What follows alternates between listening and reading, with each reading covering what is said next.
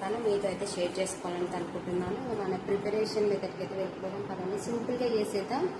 Try చేయండి. ఒకవేళ మీకు తెలియకపోతే నాకు షేర్ చేయండి. ఏమన్నా ఐటమ్స్ మిస్ అయితే నాకు తెలిసింది మీతో అయితే షేర్ చేసుకుంటున్నాను. ఫస్ట్ అయితే 1/2 kg బీరకాయలను అయితే తీసుకున్నాను. మంచిగా అయితే దాని మీద పీల్నంతా తీసేసాను. తర్వాత నీట్గా అయితే కడుక్కొని ఇక్కడ చిన్న చిన్న పీసెస్ కింద అయితే కట్ చేసి పెట్టుకున్నాను. కట్ చేసి పెట్టుకొని ఒక బౌల్లోకి వేసుకున్నాక ఇందులోనే 2 టమాటోస్ని అయితే యాడ్ చేస్తున్నాను. ఇప్పుడు ఇందులో పచ్చిమిర్చిని కూడా యాడ్ చేశాను మన కారానికి సరిపడా. తర్వాత కొంచెం ఆయిల్ని వేసుకోవాలి. సరిపడా ఆయిల్ని వేసుకొని ఇందులో కొంచెం రా సాల్ట్ని అయితే వేయాలి. వేసాక కొంచెం పసుపు వేసుకొని బాగా అయితే మగ్గించుకోవాలి. కొంచెం వాటర్ వస్తుంది అనమాట మనం కలుపుకుంటుంటే ఫ్రై లాగా చేస్తున్నప్పుడు.